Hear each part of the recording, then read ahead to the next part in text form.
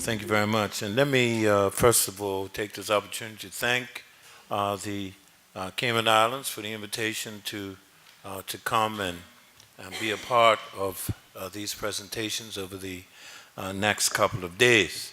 And certainly, I think this is, my fourth time in the Caymans this year. So I'm beginning to feel like is it a Caymanian? Is that the correct term? Caymanian? Caymanian. Caymanian. I'm feeling a bit like a Caymanian. When I came in through the airport, everyone recognized me. So I won't be able to come here incognito anymore. That's right. But it's certainly a pleasure to be here. And this afternoon, as we start this session, we're going to be talking about practice and procedure in the House, and certainly what controls practice and procedure, what provides the parameters for practice and procedure are indeed the standing orders or the rules of the House. And the standing orders and rules are indeed the formal rules that govern the proceedings of the legislature and for the exercising of its powers. The rules of the House are intended to enable the legislature to fulfill its constitutional responsibilities.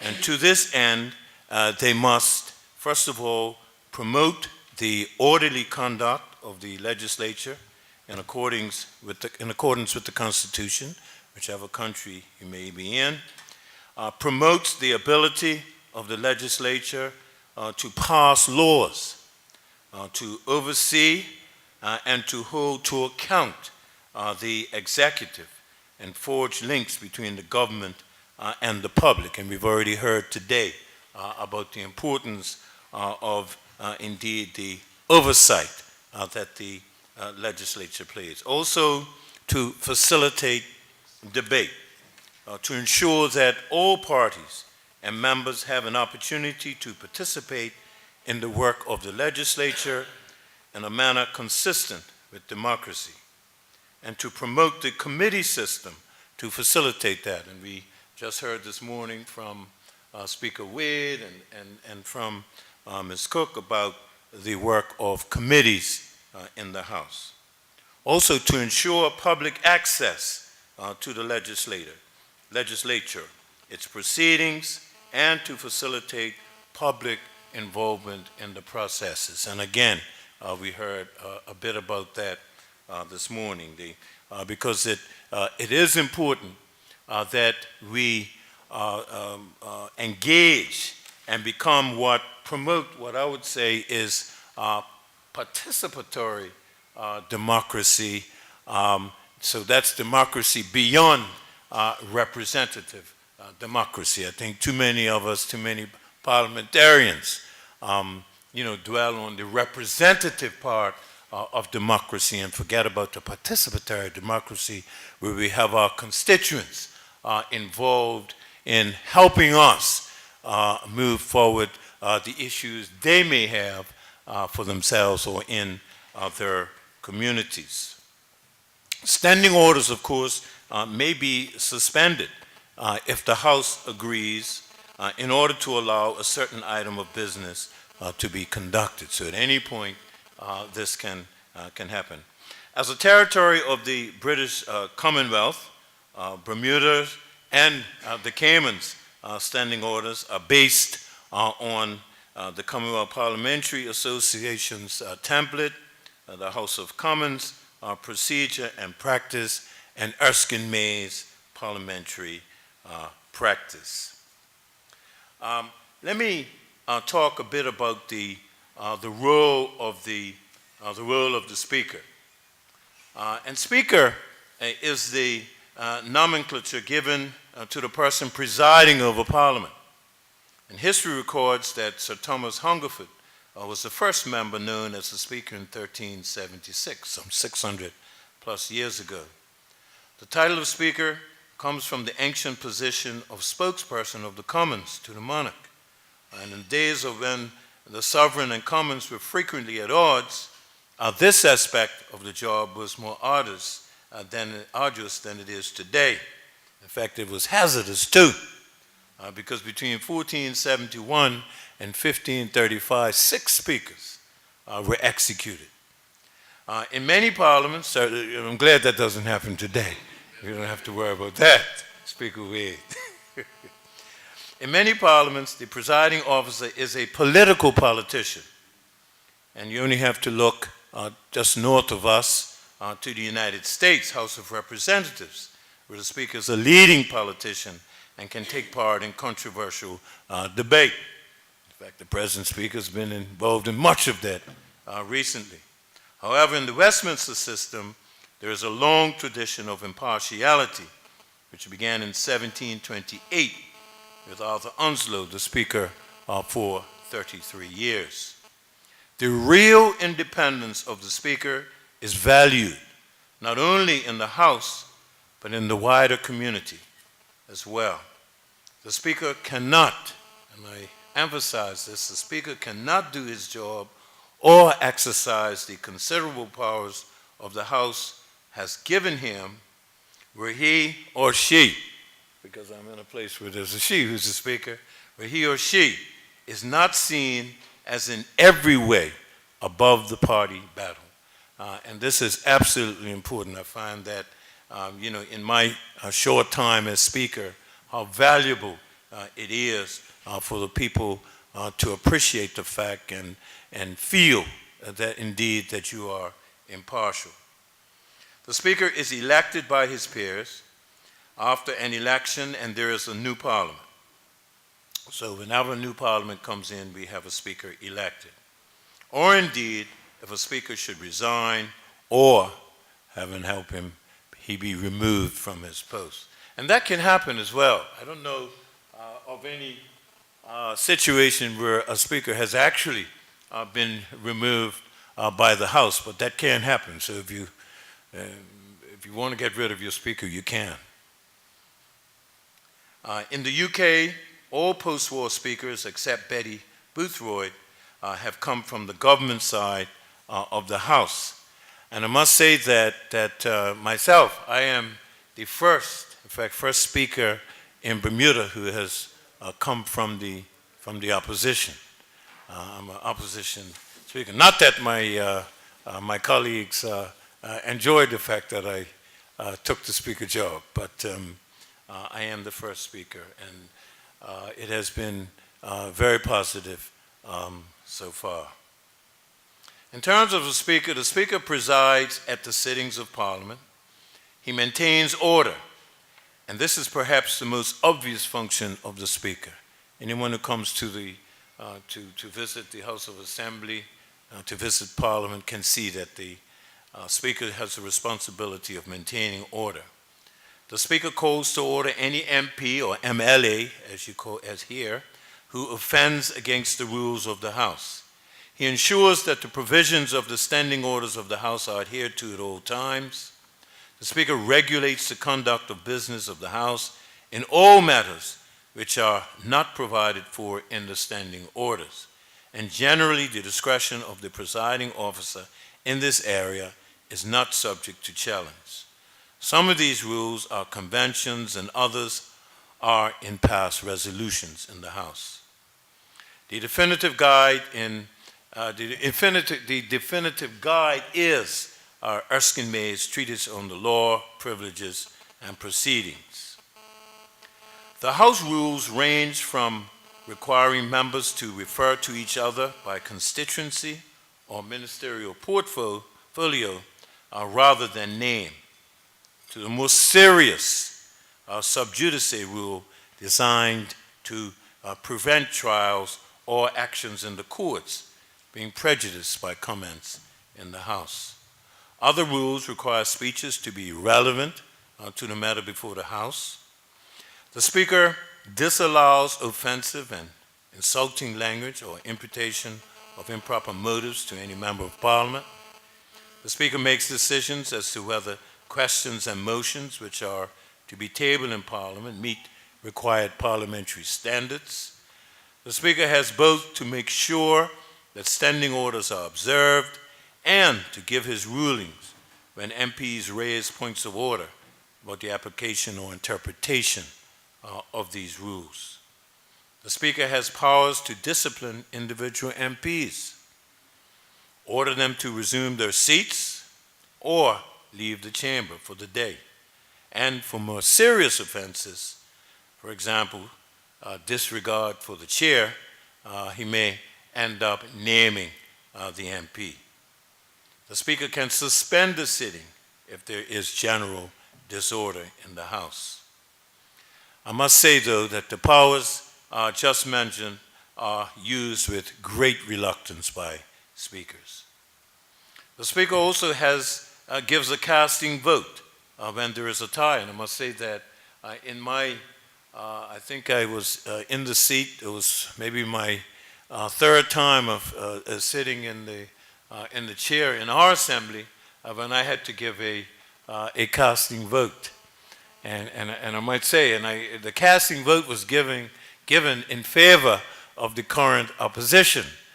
And I must say, after that, they've all been very nice to me after that decision. Although the decision wasn't made based on that, but it was a decision made to ensure that the debate continued on. What had happened was that the opposition had brought to the House a motion to set up it was a joint select committee that the opposition was suggesting that we set up. They made the motion, and the government wanted to stop it. They didn't want this particular motion to go through, so they made an amendment, and it ended up tied. And so I had to vote with the opposition in order that the debate could continue on that matter. The Speaker and his deputies have absolute discretion over which members they call to speak. And finally, the Speaker indeed can recall Parliament if there is a matter that is of extreme public interest that needs to be dealt with. When we look at parliamentary staff, I mentioned earlier when Speaker Wade and Ms. Cooke were presenting how Bermuda only had 7 people working in our legislature, just a clerk, a deputy clerk, and an assistant clerk, and 3 others. And I'm going to let, I think Mrs. Clark, who sits next to me, who's a clerk of the House, would be much better able to tell you about the responsibilities of the clerk and the parliamentary staff. So I'll leave that for, if you don't mind, Mr. Clark, to handle. I feel that's certainly your bailiwick. When we come to the leader of the House, the leader of the House is the MP whose main role is organizing our government's business in Parliament. And of course, the leader of the House works very closely with the government whip. Now, in Bermuda, because of the size of our Parliament, our leader of the House is also the whip. So that's the one person acts as the leader of the House and the whip. In the House of Commons, of course, the leader of the House holds a ministerial position.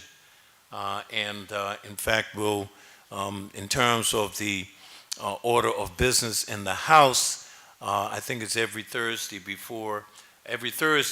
the leader of the House will make ministerial statements concerning business that is coming forward to the House of Parliament. The term whip comes from the sport of fox hunting in England. I don't know how many of you ever been fox hunting. But the whipper-in was the person who whipped all the hunting hounds into a pack, pointed them in the right direction to chase the fox, and ensured that the pack did not stray. And this term dates back to the 17th century in the British Parliament. Whips indeed are MPs appointed by parties in Parliament to help organize their party's contribution to the parliamentary business. The whip is in essence the team manager of their party to ensure that their party members vote and vote the way the party wants, and so also to make sure that they count and record the votes of right. Of course, the job of the whip is more important, very important, when the majority is very small. So, for instance, in Bermuda, now the government has 19 seats and the opposition has 16 seats. And so it's very important that the whip ensures that all of his people, all the people in his parties are in the House and able to vote at the appropriate times. The whip also will line up speakers. So whenever there's a debate, the whip will line up speakers to speak, and indeed ensure that speakers who are knowledgeable in particular areas are lined up to address those issues. The other important point about the whips is that the whips in the parties work together. In fact, in our parliament, our two whips, we have a lady who's a whip in the opposition, and Cole Simons is the government whip. They work together. The government has decided, once the government decides what business they want to do, before it's placed on the order paper, the two whips will get together, discuss what the business is going to be at the next House, and come to some agreement. They will speak with the clerk or myself, and we'll agree to what will be on the order paper for the next sitting. The other important point about whips is that there could be, in fact, a three-line whip. And if you have a three-line whip, what the three-line whip means is that you're expected to vote on party lines for a particular issue. And if you don't vote on party lines on that particular issue, on a three-line whip, then there's a good chance, one of the things that could happen to you is that you can be, really in essence, actually leave the party and dropped from your party. That's a possible consequence. Next point I'd like to talk about a bit about is motions. And motions to the House. Motions, in fact, should always, notice shall be given of any motion that's going to be put on the floor of the House with several exceptions. And I'll just point out a few of the exceptions to a motion being given notice. A motion that the House resolve into a committee. For instance, if when in fact a bill is on the floor of the House and there's a motion that we go into committee, there's no need for notice for that. A motion, as I said, a motion for leave to introduce and read for the first time a bill by its title. That's at the first reading. A motion for the suspension of a member, or a motion relating to a matter of privilege, a motion for the suspension of a standing order, put with the leave of the Speaker of the House, or a motion for the withdrawal of visitors. That's just a few of the exceptions, and there are certainly more than that. When we talk about motions as well, and it doesn't, I don't know whether it happens in any of the other parliaments in the Caribbean area, and it doesn't, certainly in smaller parliaments, it doesn't happen so much, but the early day motion, which they have in the in the House of Commons where members, because there's so many members and everyone wants to have some influence on or to show that they are making a contribution to what's going on in the Assembly, early day motions are submitted for debate, but few of them actually get debated. And what this does is allow MPs to draw attention to an event or a cause. So if there's something happening in their constituency, they want to bring it to the attention, they do an early day motion, which other members of the House get to vote on, or you get to see who supports it, and that is all recorded. But of course, in our assemblies, I think in our assemblies where we have smaller numbers of members, this is not really anything. I don't know whether it happens in, of course, Jamaica has a bigger parliament, some you don't have. No, I don't know of any of the Caribbean islands that have the early day motions. When we come to ministerial statements usually address major incidents, policies, and actions. And you have one of the challenges that I have as a speaker is ensuring that when ministers bring a ministerial statement, that it is just that. And a ministerial statement should not come with trivial matters, but they must be matters that are of extreme importance, of major incidents, policies, and actions. In our case, ministerial statements have to be indicated. They come to me by 5 o'clock on the day before the House meets. So ministers are required to let me know what this, so that I can, in fact, have an opportunity to read the statements before they are given the okay. There is the odd occasion, of course, if there's a matter of urgent importance that has happened overnight, where a minister may want to make a statement, and that will be allowed. When we come to the question period, questions is a very important part of the Assembly in order for the legislature to do what I think is its major function, and that is to hold the executive to account.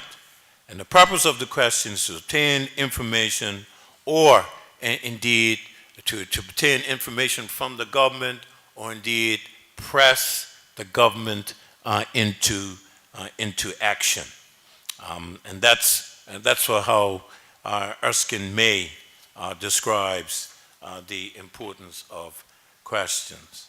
There are several motives, though, that I've noted for questions, and they are as such: to obtain information, or to get information placed on the record, to demonstrate personal interest in a particular matter or area of government business, and to keep up to date on areas of special interest, to raise a matter of concern relating to one's interest, to an interest group or a pressure group, to raise a constituency matter. For example, a proposal for a roadway in your constituency, or as a part of a wider campaign, perhaps employing other devices such as specific reports by the media to draw attention to a particular cause, again, or to press for action. Again, in terms of questions, scrutiny of government is a key responsibility of Parliament. All MPs should take this very, very seriously. And the MPs should use this opportunity to ask questions. They're able to ask questions in several ways. They can table for written answers, or they can table for oral answers from ministers. Or indeed, when there are ministerial statements.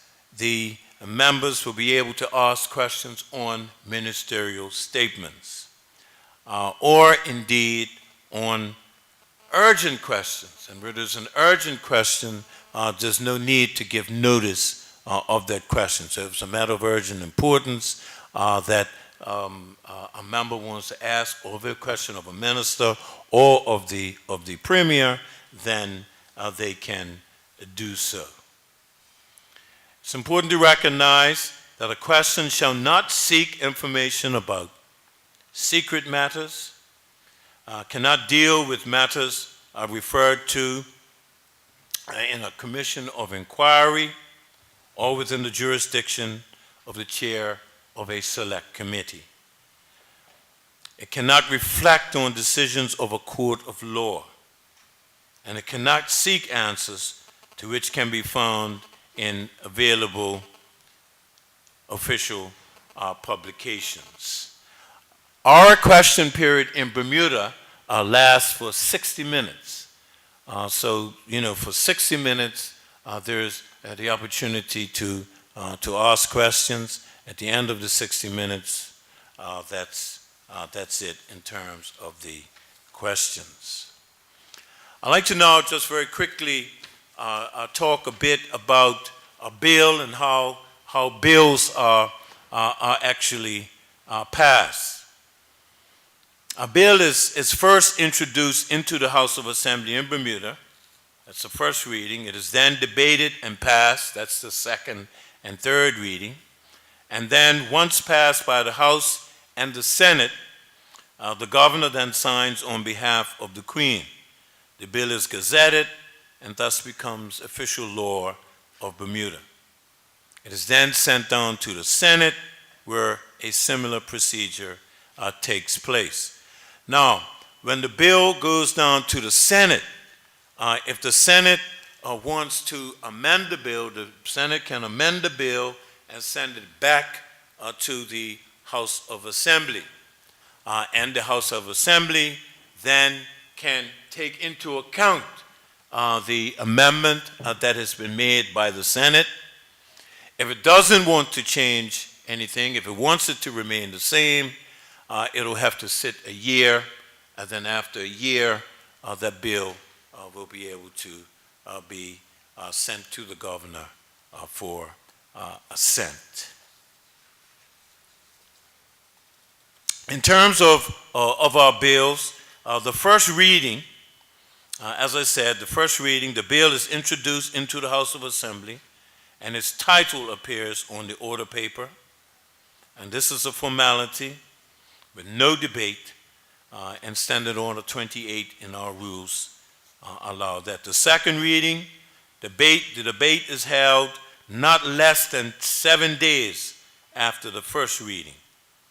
And the minister or the junior minister gives a speech covering the principal and general merits of the bill without mentioning any specific clauses.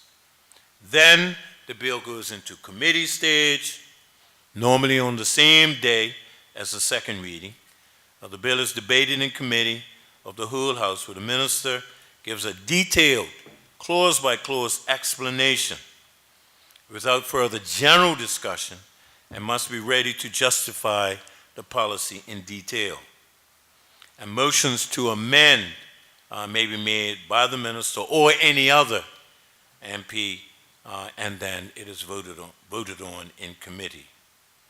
The report stage, this is where the committee of the whole House reports its results before the Speaker of the House of Assembly. Further debate and amendments are possible only if the House is recommitted to the committee before the third reading. The third reading, the bill is read a third time by its title upon conclusion of the order paper. And this is on the same day as the second reading. Amendments to correct errors are permitted. The bill is then passed, signed by the Speaker, and delivered to the Senate. The clerk of the House will request the Attorney General's chambers to prepare 30 copies of the Senate, of the bill for the Senate, if the bill has been amended. Then it goes to the Senate, where it passes to the Senate. I won't talk about how it passes to the Senate. We have assent by the governor. The bill has, once it's been passed in both the House of Assembly and the Senate, it is signed by the President of the Senate and the Speaker, gets AG's certification, and then is sent to the governor for assent. The governor may assent, withhold assent, or reserve the bill for signification of Her Majesty's pleasure. If assented to, the bill is enacted. A notice of enactment is published in our Gazette. This act is assigned a number, crested, and published by a legal administrator or www.bermudalaws.bm. I've been going a long time, and I think I've covered what I will do now. I'll turn over to, this part of the proceedings over to Ms. Cooke, and then we can have some discussion a little later. Thank you. Okay, you have to bear with us because this topic covers a lot of different areas, and we found that the time allocated was like what one of the areas would be. So, just please stay with us. Just to cover two little things that the speaker didn't say about the role of the speaker. The speaker as presiding officer, the situation was that the speaker would be the one conveying the wish of the House to the king or answering questions. So he would have to go to court, and we've heard the fate of some speakers. But King Charles I entered the chamber of the House demanding to know whether or not there were persons in there who had committed treason. And he was the first sovereign to have done this. And when he inquired of the speaker said, "May it please your majesty, I have neither eyes to see nor tongue to speak in this place, but as a house is pleased to direct me, whose servant I am here." And from that day, it became clear what the role of the speaker was. He was no longer a servant of the crown. And so because of that, the speaker's loyalty is to the House. The speaker and deputy speaker under the Cayman Constitution, Section 65 states, at the first sitting of the Legislative Assembly after a general election, the elected members of the Assembly shall by a majority vote elect a speaker from among the elected members of the Assembly or persons who are qualified to be elected members of the Assembly other than ministers, and a deputy speaker from among the elected members of the Assembly other than ministers. I just want to highlight the point about other than ministers. When we spoke earlier, when we had the first session, we spoke about the question of oversight. And so you don't want the speaker involved. You don't want any minister to be involved in the guiding the proceedings of the House. So this is the point of that the Constitution makes the thing that it's a person other than a minister who is to be elected as speaker or deputy speaker. The standing orders of every house is usually very clear on what the role of the presiding officer is. And Standing Order 40 states the presiding officer is responsible for the observance of the rules of order in the House and in committees of the whole House, respectively. In carrying out this function, the presiding officer enforces the rules of the House as set out in the standing orders as they relate to the contents of questions and motions, and making sure that they don't infringe the provisions of the standing orders. It also endows the presiding officer with certain powers and privileges. So, for example, Standing Order 22.1 of your standing orders, the right to ask a question shall be subject to the following general rules, as to the interpretation of which the presiding officer shall be the sole judge. So this is the privilege and power granted to the presiding officer. He shall decide the interpretation of the rules governing the asking and answering of questions. And again, Standing Order 40 says the decision of the presiding officer on any point of order shall not be open to appeal and shall not be reviewed by the House, save upon a substantive motion made after notice. So you can't, there's no avenue of appeal. If the Speaker stops you, that's it. If you want to take it up now, you would have to bring a motion to the House to condemn the Speaker. The presiding officer also announces the results of votes in the House. He or she has the authority to sign the bills as having passed in the legislature, and he or she undertakes ceremonial duties such as the reception of visiting dignitaries to the Parliament. As we said earlier, the Speaker's first loyalty is to the House, and so the Speaker must therefore at all times be even-handed, and he must never give the appearance of bias. On being elected as Speaker, while remaining a member of his party, his or her party, he or she cannot allow allegiance to party to affect the impartial stance that he is expected to adopt as Speaker. On the role of the Leader of the House, I would just like to add that in Jamaica, the Leader of the House has responsibility for parliamentary affairs and for electoral affairs. And in addition to arranging the business of the House, once he goes to cabinet and the ministers say what they, the business that they have to do, he then decides what the business of the House will be for any given week and reports that to, the opposition, Leader of Opposition business is advised, so persons can come prepared for the sitting of the House.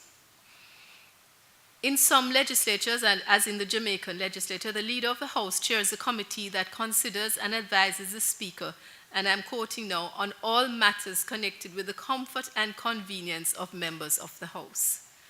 And of course, the opposition counterpart of the Leader of the House is the Leader of Opposition business. And we have two houses, so in the Senate we would have the Leader of the government business in the House and the Leader of Opposition, in the Senate, and the Leader of Opposition business in the Senate. Okay, on the question of the whip, I think we did our research in the same place, sir, the term whipping in. But just to add that the whip, in trying to whip people into shape, in terms of party loyalty, it is a whip who ensures that members vote along party lines. Of course, exceptions would be conscience votes, so-called, and persons at that point would be free to vote without the constraints of party considerations. Notwithstanding that the party line would already have been, quote-unquote, agreed in party caucus, on occasion there may be some persons who go against the wish of the party. And what in our parliament, what they would normally do, they wouldn't vote outright against or for a particular thing, but they would abstain from the vote as a middle ground in mild revolt at not being able to vote of their own free will. So that is how they get around it, by abstaining.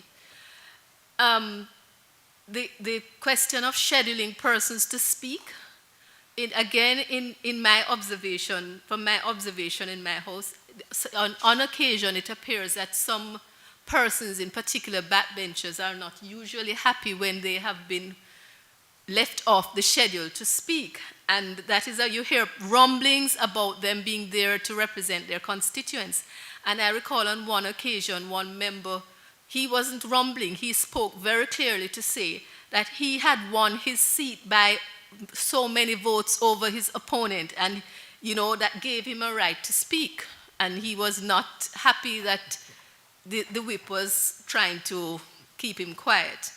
So these are the kinds of things that, so you want to go with your party, but also, what is recognized, that everybody comes here representing a constituency. So it's a question of how do you balance that. In some instances, and this is how the government backbenchers are selected by the whip to pose questions to ministers. This is an old technique which I don't really see, I don't know if I've seen it more than once in practice in my 12 years at Parliament, but it's an old technique where you get a government backbencher to come and pose a question to a minister in such a way that it gives the minister an opportunity to talk about the positive things that are happening. And if you were to, normally it's opposition members who bring questions, but in this case it's a government member, so you get a chance to speak about something positive as opposed to exposing things that you would rather not have to, coming out of questions posed by the opposition. The whip, in particular the opposition whip, also serves at times as a spokesperson or mediator on behalf of the opposition bench. Sometimes disputes arise and the person, say, there's a point of order and the person maybe can't express himself clearly. The whip is usually someone who has a good knowledge of the standing orders and knows how to express the matter or knows whether or not it is in fact a point of order. So that this is one of the roles that the whip plays as a sort of spokesperson for his side. And the whip controls the behavior of members who are inclined to engage in rambunctious behavior and just to ensure that the party, but more so the House, is not brought into disrepute by any of its members. Okay, on the role of the parliamentary staff, the officer responsible for the administration of the parliament is the clerk, and it, in some parliaments is known as the secretary general. The clerk is assisted in the case of Jamaica by a deputy clerk and an assistant clerk, and I believe it's the same for Cayman, and these officers are known as clerks at the table or table officers. Table officers attend all meetings of the House, and they are responsible for advising the presiding officers and members on parliamentary procedure, as well as carrying out the administrative aspects of the Parliament's work within and outside the chamber. The latter includes responsibility for the printing and circulation of bills, preparation of minutes of proceedings of the Senate and House, laying documents, preparing the order paper, and liaison with ministries and departments. It is the responsibility of the clerk to see to the adequate staffing of the legislature to ensure that the members are able to function efficiently. In some legislatures, as in my case, the clerk is also the accounting officer with responsibility for finance, and the clerk also has responsibility for general administration. And then we have the whole gamut of things, including event planning, international relations, organizing, business to do with, your affiliations with other parliamentary organizations, interparliamentary liaison, maintenance of friendship groups. In well-resourced legislatures, as mine is not, some of these functions are carried out by different departments who focus on these areas. In smaller parliaments like ours and under-resourced parliaments like mine, it's a one-man show, pretty much. The Sergeant at Arms, or as we call ours, the Marshal to the Houses, is responsible for enforcing order in the House and the precincts of the legislature on the instruction of the presiding officer, and that person is responsible for permitting access to the gallery. The Sergeant at Arms also attends on the presiding officer for each day's meeting and for ceremonial events. Other duties carried out by the Sergeant at Arms vary from one legislature to the next, but by and large, that person is responsible for the supervision of staff working in the chamber. We call them orderlies. They're called pages in some parliaments. Oh, you don't have any here. Well, persons who help to distribute the papers and take the lecterns to the members who are about to speak, and so those are the persons who work in the chamber. That's our sergeant. Oh, your sergeant does that. Yeah. Okay. Well, we have some what we call orderlies. What do you have in your house? Okay, you have orderlies as well, right? Pages, they are known as in some parliaments. And then sergeants, in some instances, conducts tours of the legislature and carries out ceremonial functions. And in many cases, and certainly in ours in Jamaica, the Sergeant at Arms also has responsibility for the safety and security and emergency procedures for the parliamentary facilities. and he or she acts as the legislature's liaison with the police regarding their duties at the legislature.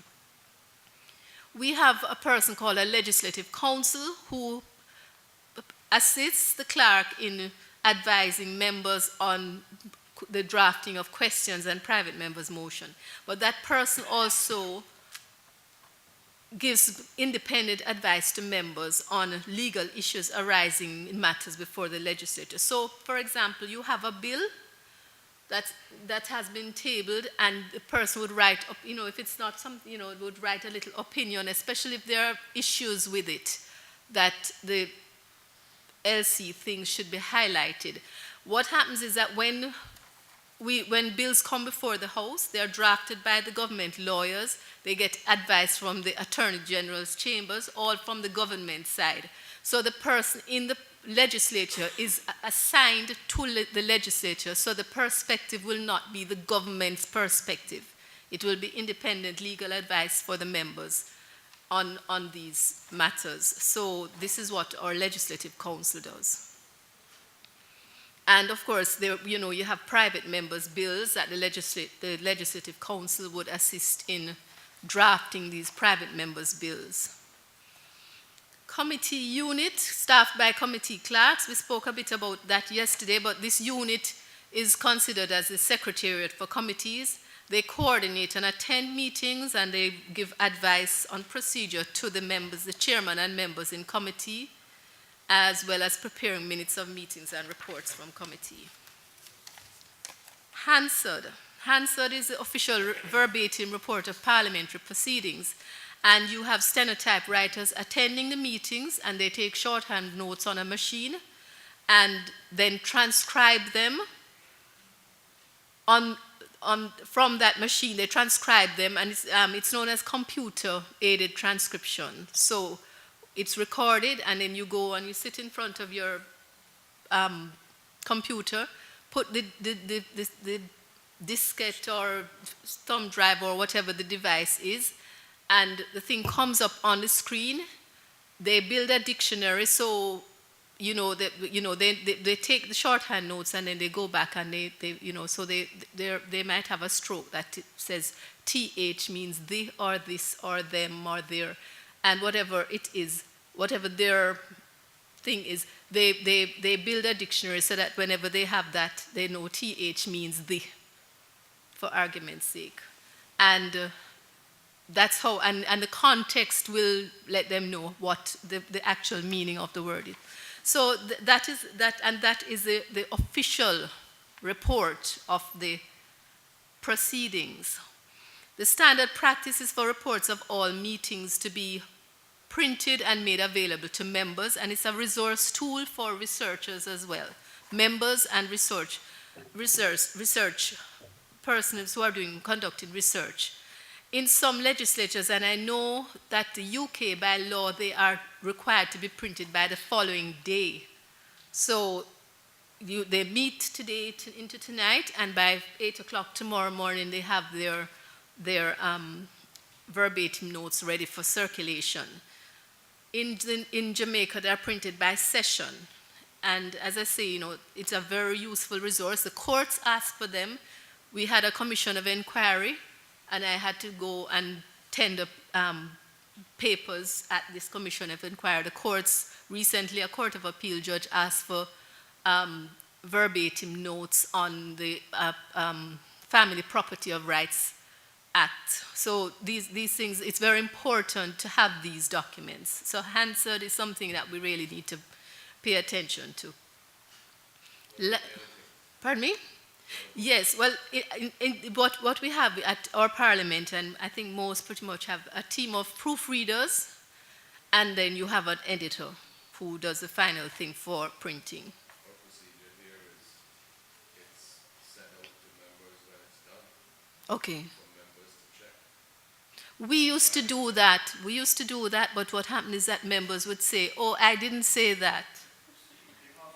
And they want to change the text, and then it would be weeks later, and so, we sort of, and it was easy to cut it out because the demand for these kinds of things was less and less. And we find that a lot of the members don't researchers use it more than our members do at this point in time, but we try to, we encourage them to, I recently had to send out a little reminder to the members that we have this type of material in our library, and there's good research thing, and it will help you in your work. So we find that outsiders use our material more, our archival material more than our own members, regrettably.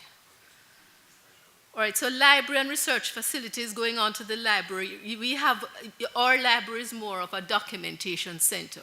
So we have in it laws, gazettes, and Hansard minutes of proceedings, order papers, all these bills and as tabled, and the acts, ministry papers. We have ministry papers back to the 1950s, and reports, all the reports, annual reports and different types of reports coming in, special audits, these types of things coming in. So these are the kinds of things minimum you should have as resource material in your library. And of course, there are texts on different things that should be there. Statistical information, for example, official publications from the government. We have the Planning Institute of Jamaica putting out an annual report, and those, again, a lot of researchers come and use them because we have them dating back. So it's always useful to have this, not just the current things, but things that people can look back. Somebody was looking the other day for a 1999 budget speech made by Prime Minister Patterson. So, this is the kind of things that people ask for. And so it's useful to have them there. Research, so they're not just a library. Research in smaller legislatures is hard when when you don't have basic staff doing functions to now engage researchers, but researchers are very important. We don't have full-time researchers, but we have an arrangement with the University of the West Indies to provide research for our parliamentary staff. So when they want research done, we make a request to the UE. It's a Center for Leadership and Governance, and they will provide somebody to conduct the research on behalf of the member. So we don't have it full-time, but we have it available for members who are interested.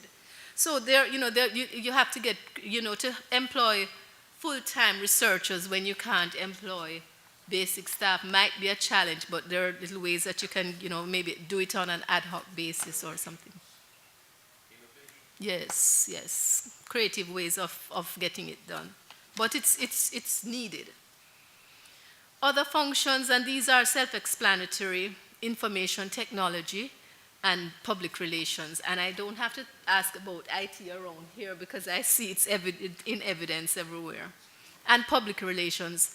Back in 2007-08, when I asked for some new officers, one of which was an IT officer up to 2008, we didn't have that in our parliament. We had to be relying on a ministry's support staff to help us to set up a website. And I asked for IT officer and PR officer. Ministry of Finance, and we'll get to that in another session, but the Ministry of Finance asked me to provide them in the year 2008 with a justification. Why do I need those posts? And I wanted to say, you tell me why, but I just went along with it because I needed the posts. All right, finance and accounts. In addition to the routine accounting functions for the Office of the Clerk, accounting function for the legislature includes the payment of salaries and allowances for parliamentarians and staff assigned to them. And staff assigned to them would be like their chauffeurs and their constituency secretaries. And in the case of Jamaica, we have a fully staffed office for the leader of the opposition. And what we would love to have, but we don't, neither in the parliament or elsewhere, offices for members of the legislature. We don't have offices for them at the legislature. They have their own individual offices. And we are not able to provide that support for them at this moment. And the other thing that is a proposal which is long in coming is neutral constituency offices.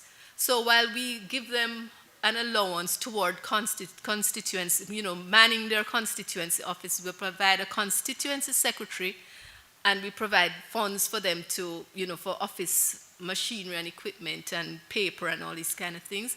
We would like to be in a position, because most of them have offices, but these offices are not neutral. They are like party offices at which the member goes. And if I'm a person on the on a different side, I might feel uncomfortable in going to that person's constituency office because it is painted in a color that is not my color. So we would like to be in a position to give people neutral offices, so something that's different from their party constituency office. So that is a long-term thing, but that's something that can be considered if you have the resources for that, to staff these offices and provide them and staff them. We have a new position called Parliamentary Liaison Officer, and what that is somebody who is assigned, a member of the parliamentary staff assigned to the leader of the House, who is, when anything coming from the House Leader's office to opposition leader's office, that person is the liaison. So the person gets the information from the House Leader and makes sure that the opposition is aware, and this is for the person serves both the House and the Senate. So that's a parliamentary liaison. Government business. Excuse me. Parliamentary time always comes at a premium, and it's recognized that the primary function of legislature is to make laws for the peace, order, and good government of the country, similar to the wording of the Cayman Constitution. It is a norm for the majority of bills and subsidiary legislation and papers, to be brought by the government, and these account for the majority of parliamentary work brought by generally the work brought by the government.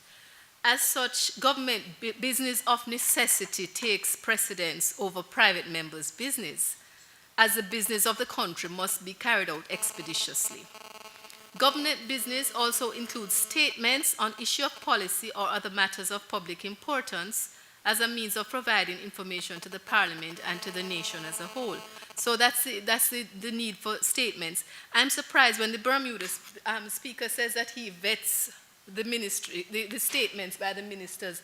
I couldn't see that happening in our parliament. I just think that it happens here. The speaker vets the statements. I don't know that any speaker would undertake to vet any minister's statements in Jamaica. I don't think it would work, but who knows. Standing Order 30 of the Standing Order 30 makes provision for a member of the government to make a statement on a public matter for which the government is responsible. When a member of the government makes a statement, members have the opportunity to ask questions for clarification. And what is the caution is that it's not supposed to be a pretext for debate, right? It mustn't be too lengthy, agreed. But it mustn't be a pretext for the debate, and the questions that may be asked, both in terms of content and length, are allowed at the discretion of the speaker. So we have had people go and, the speaker was, they went on a call-in program when the speaker tried, after the meeting of the House started 2 o'clock, and statements by ministers follows on our agenda. It follows the call of the roll. So from maybe about 10 after 3 or thereabouts, the question was asked, and going up to 4 o'clock, they were still answering questions, and the speaker decided to call a halt to it, and it was a she at the time. She was much maligned on the call-in programs, but just saying that it is the speaker's right to determine how long, and you give some leeway depending on what the subject is, but from just after 2 till minutes to 4 is really a long time for persons to be still asking questions on a statement. So that's it for the thing. The bills and passage of legislation, I think Speaker Horton covered that very well, but you see this thing from bill to law. I just wanted to add that to the offering. Was it circulated? Okay. Again, there's a thing about the legislative process. You could look at that in your, when you have a little time. Time is not permitting, so I just won't go through that now. But you could just have a look at that thing, the legislative process, and then at the end of it, from bill to law flow. Private members' business. Although government business takes precedence, a standing order safeguards the rights of private members. And private members are government backbenchers and opposition members. And that's by setting aside a time. And I think pretty much everybody's standing orders would say that time must be set aside for the conduct of private members' business. In your standing orders, it's Standing Order 14.3. In order to achieve an appropriate balance and recognizing that all members have a responsibility, there are these mechanisms to ensure that in carrying out the mandate of the legislature and recognizing precedents of government business, no member must be disenfranchised. And so the mechanisms include the questions, private members' motions, private members' bills, and so-called adjournment motions. So these are the ways in which private members can conduct business in the Parliament. In addition to the oversight role of the legislature carried out in committee work, backbenchers and opposition members have the opportunity for oversight when they bring issues to the attention of the public through questions posed to ministers of government or ask for action in their role through private members' motions. And they're also able to bring private members' bills, although in a lot of legislatures, because of resource constraints, it's rarely done. You hardly have, I've only had in my time one private bill being successful in our Parliament. And it was brought by an opposition senator, and it was adopted by the government, and it eventually passed. But this was based on a decision of the court that needed to be enacted, and the opposition senator brought it, and this wasn't even the House, this was the Senate, brought it, and the government adopted it, and the bill passed. But it's not very popular. Part of the difficulty is research and drafting facilities not readily available to the private member, as with the government that has these facilities there for that purpose. So, but that is an option for private members. So questions, private members' motions, private members' bills. Okay, in our Parliament, we have what we call it a Section 26A motion, and what it is a motion when brought in accordance with Section 28.6A of the standing orders, allows for a member, the motion has something to do with like asking for something constituency related.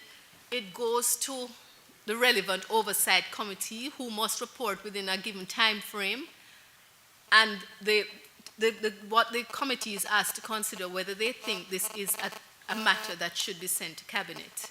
If they say yes, they come back and it is referred to the cabinet, it come back with a report to the House, it's referred to cabinet, and cabinet must respond in a given time frame for that. So, to say what they are going to be doing about it. So that is the Section 26A motion.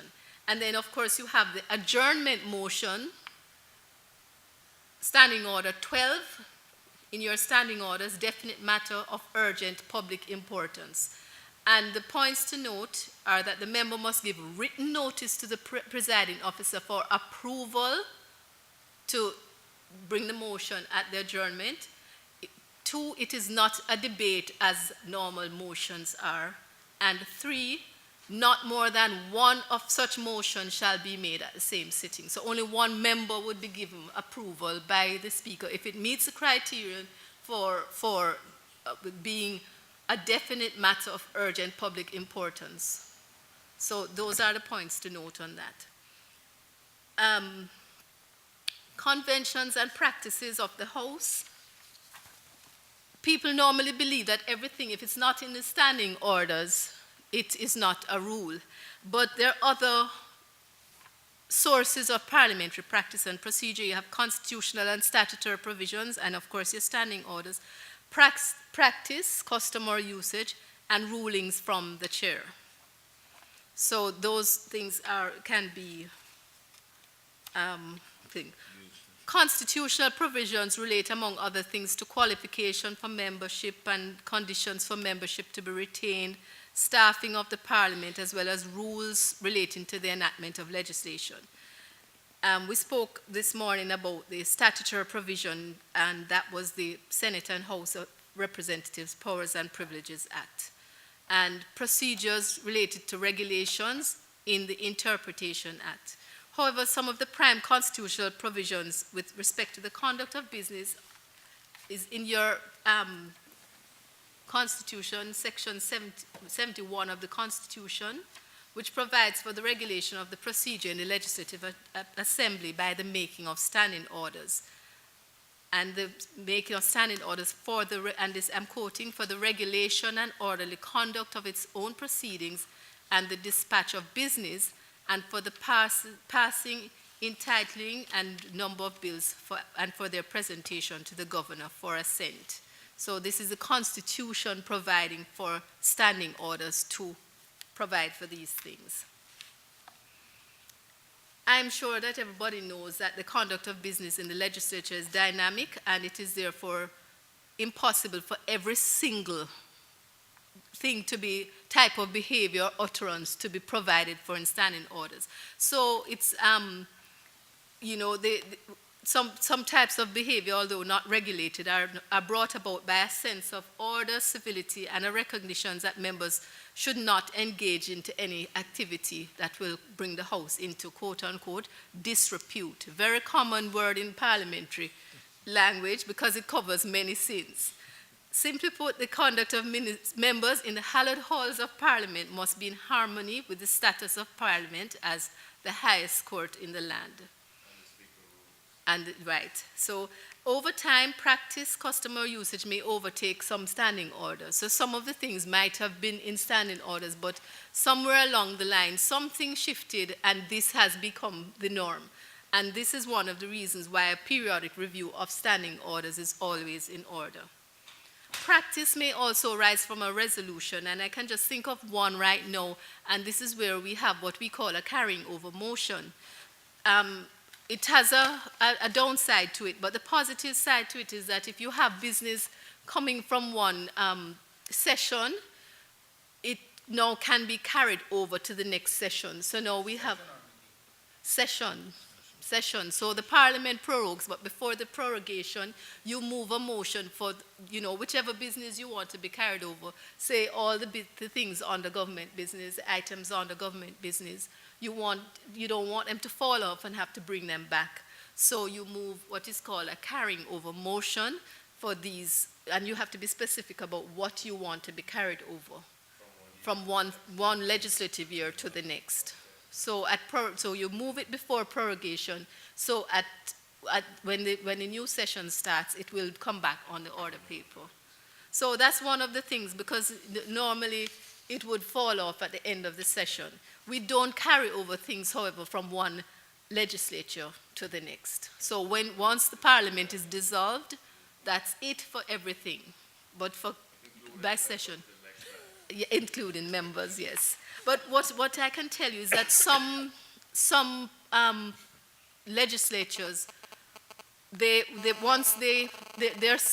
though they have sessions, they don't have carrying over motions or anything like that, because everything just runs from the beginning of the Parliament's life to the end. So even though they have defined sessions, the work carries through. Okay. So I'm winding up now. Rulings from the chair, that's the final one, are a very important part of parliamentary practice, as a ruling from the chair is much akin to the role of precedent in law. The chair is often called upon to rule on points of order, and so it is important when the chair rules that he or she is precise to ensure that there's no ambivalence about the ruling that he's making, because the principle is will be applied in the future. Yes, and it should always be remembered that the ruling from the chair is final and is not open to appeal or review except upon a substantial motion. What I should tell you, when I visited the Parliament of Canada and the Parliament of the UK, you go down the thing and you see tomes and tomes of speakers' rulings. We don't have anything like that. For a big part of the reason is that a lot of the times, the things that the speaker so-called rules on are really not points of order. So a member will rise on a point of order, but it turns out that it's not really a point of order. So the speaker needs to be precise about what his ruling is and to be sure that it really is a point of order before it goes down as precedent. And I am done, and thank you for listening, and we are open to questions.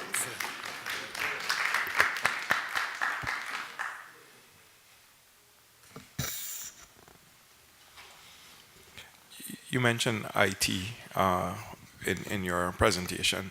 I was just curious to see how many parliaments in the CPA use technology adequately, or in your mind, whether or not having, say, iPads instead of reams and reams of paper is something that you would condone or condemn. Okay, 2 years ago in London, when we had the Society of Clerks meeting, we were talking about this. It was, it has been creeping up on us, and as far back as 2007, we opened up to technology in the House. The Senate only this year opened up, our Parliament opened up to technology in the Senate, but our House from as far back as 2007. But we still had challenges with it, because we are sitting down, we're at prayers, and right in the middle of prayers, we heard somebody's phone ringing. So, I remember in 2011, when it came up as a matter, because a lot of parliaments, legislatures had resisted technology because they felt that it was not in keeping with the to see all of these. At the time, it wasn't even tablets, it was laptop computers. So to see all of these things, and it was distracting to members. So the rules that we set out in 2007 was that it was not to be used for external communication. So we tried to capture all of what was available at that time, or any other device was the catch-all phrase. Anything that you didn't particularly list. So it was not to be used for external communications, but that does not prevent the members from, you see them in the chamber like this, and you know that there is a phone behind that hand, and some of them would be like this, and they're using them in the chamber. But so in 2011, we had this as a discussion topic, and what one of the members said that the chamber was becoming like a glorified, I'm quoting him now, a glorified call center. Everybody was on a phone or something. So there was resistance. So that was 2011, and by this year when I went to meeting and we talked about the whole technology issue, we realized that it's something that's not going away. So it's just how to control it, and there's a whole range of things to be considered, like parliamentary privilege. So when one of the examples raised was when a member sits down and he writes on his tablet and sends it to somebody else, or you're whatever, fool, or he sends out a tweet that says, why do I have to sit down here and listen to this? We wanted to know how far parliamentary privilege covers or does not cover this. So there are a whole range of issues, but I think everybody has recognized now that we're in the age of technology. This April gone, all our members were supplied with tablets. We're all trying, and I know some with a greater degree of success than others, to become paperless. And paperless does not mean that you're not going to have paper. It just means that you're going to cut down on the mass of paper that can be accumulated for parliamentary work. I know that when we recess for 6 weeks to 2 months in the summer, when they come back, the pile on their desk is like this. And when they leave the chamber after all the announcements, and it's like, it takes me like 5 minutes to read the announcements with all of this documentation that has come in over the 6 week, whatever period of recess. And when the members leave, the pile is like this. Over the last about 3 years, I have been saying to the routine reports, send them to us on CDs. So we've been getting routine reports on CDs, and that has cut down on some of the paper. But the members now have tablets, they don't want CDs. So we're going to cut down on the CDs too, so we'll just take enough hard paper copies and CDs for archival purposes, and everything will go to the members on their tablets. We haven't reached a stage yet where we have a Dropbox, but that is the plan, to have the Dropbox, everything will go, so you can take from it what you want. But that is the plan, and I know most of the persons, I mean, this paperless is where we're, Scotland, I know from when they started out as the Scottish Assembly, I think they started out with a view to being immediately paperless. And so this is where we're realizing that we just have to see the positive side of the technology and take advantage of it.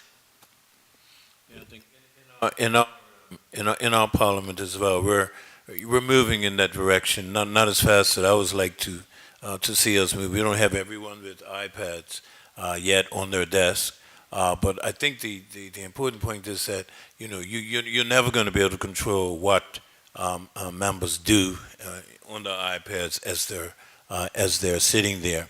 But it's interesting the point you made in regards to using the iPad, and with regard to a matter of privilege, is we have presently one of our members suing another member for something that they tweeted or on Facebook from the House of Assembly about this particular other member. So it's a matter that's being discussed in the courts right now.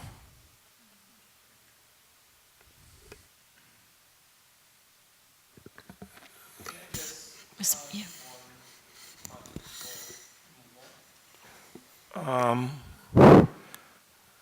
I believe that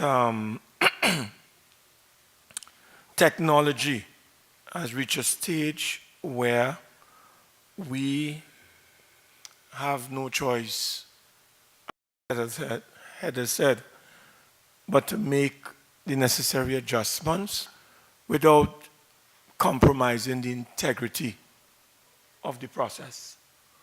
And I think that we have to be prepared to make the necessary changes to our standing orders, because that is an emerging reality, whether we want to face it or not.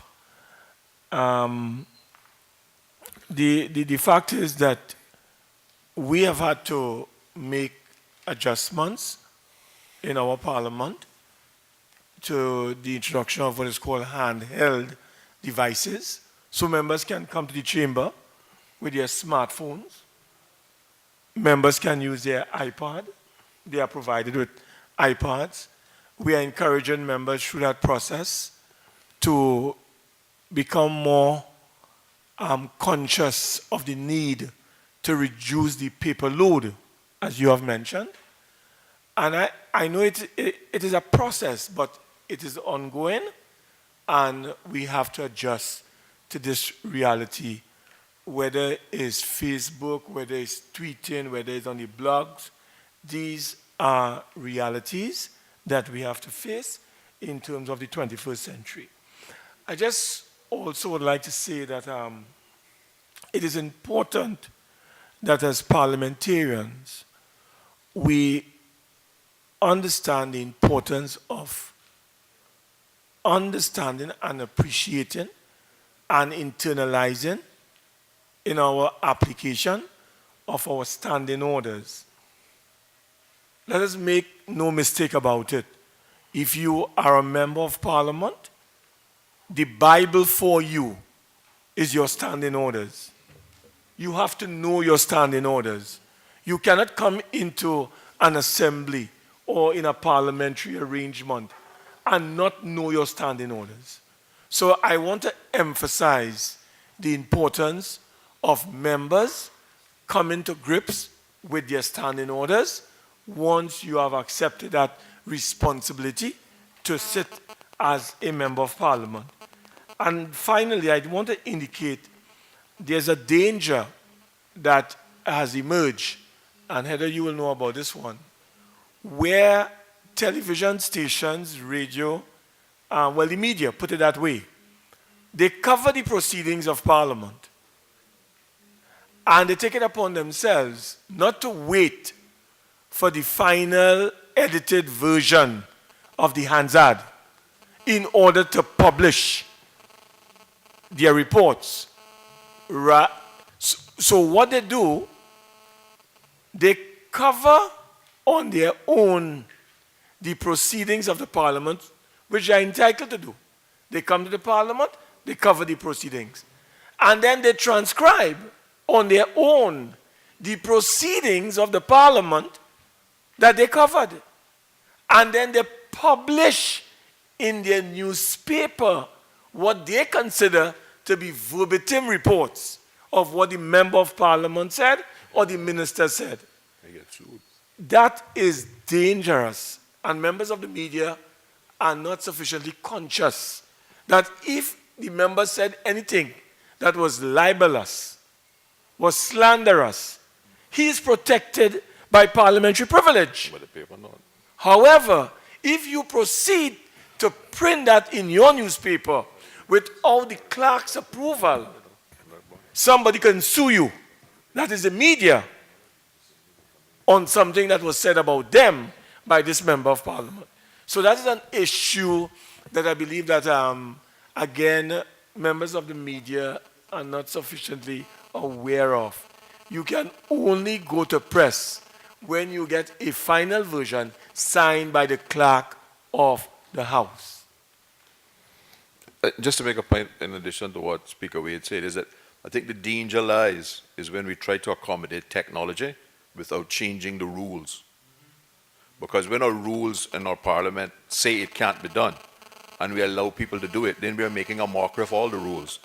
And I think if we want to accommodate the technology, the first point of action should be an adjustment to the standing orders to allow it to happen so that it is done correctly, so that due difference is paid to the standing orders and the rules, and not just assume that because it's modern, we should do it and we ignore the rule that says you can't do it.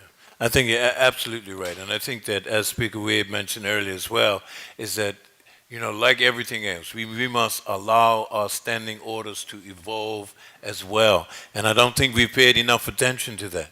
And we've got to catch up in that regard. And just to add that's one of the reasons why periodic reviews of your standing orders are very important.